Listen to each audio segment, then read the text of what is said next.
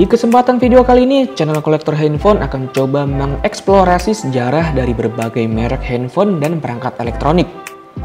Kami sedikit memberi nuansa konsep baru dengan adanya edukasi ini. Semoga kolektor handphone tetap menjadi nomor satu di hati kalian. Tetap dukung channel kami agar selalu memberi karya yang berkualitas dan terbaik. Sebelum lanjut, bagi kalian yang baru bergabung dengan kami, jangan lupa ya klik like, share, subscribe, dan lonceng notifikasi agar kalian tidak ketinggalan video terbaru dari kami.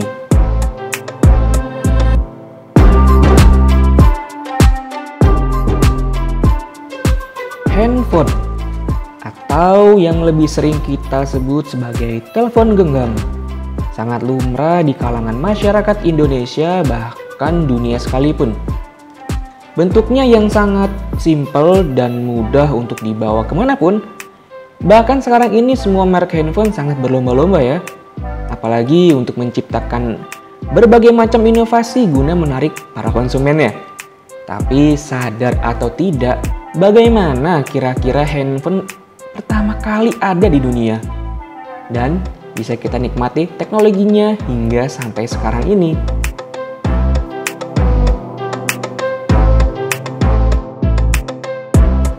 Adalah seorang laki-laki berkebangsaan Amerika Serikat bernama Martin Cooper yang lahir pada 26 Desember 1928 di Chicago, Illinois, Amerika Serikat. Beliau merupakan lulusan dari Illinois Institute of Technology di Chicago dengan gelar sarjana teknik elektro pada tahun 1950-an. Setelah menyelesaikan studi, Cooper bergabung dengan tentara Amerika Serikat dan mendapatkan tugas selama Perang Korea.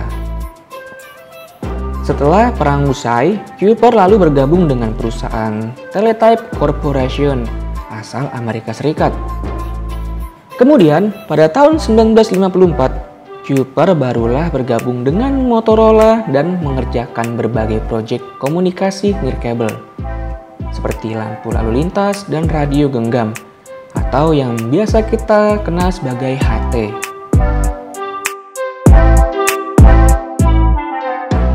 (1978) hingga 1983, Cooper dipercaya menjabat sebagai wakil presiden dan direktur peneliti.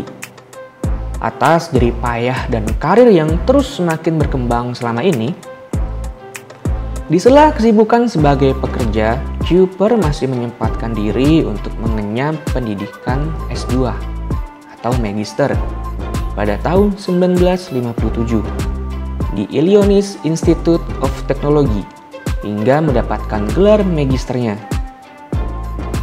Dan kemudian dari sinilah awal mula Cooper mulai bertanggung jawab dalam pengembangan teknologi di perusahaannya.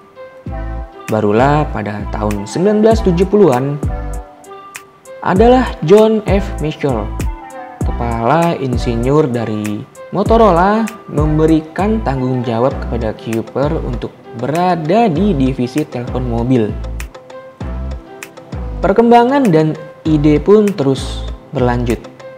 Mereka mengembangkan sebuah perangkat komunikasi yang mudah dibawa kemanapun, alias nirkabel dapat berpindah dari satu tempat ke tempat lain. Dan barulah pada tahun 1972, keduanya berhasil menciptakan prototipe dari handphone genggam atau yang lebih sering dikenal dengan sebutan HP.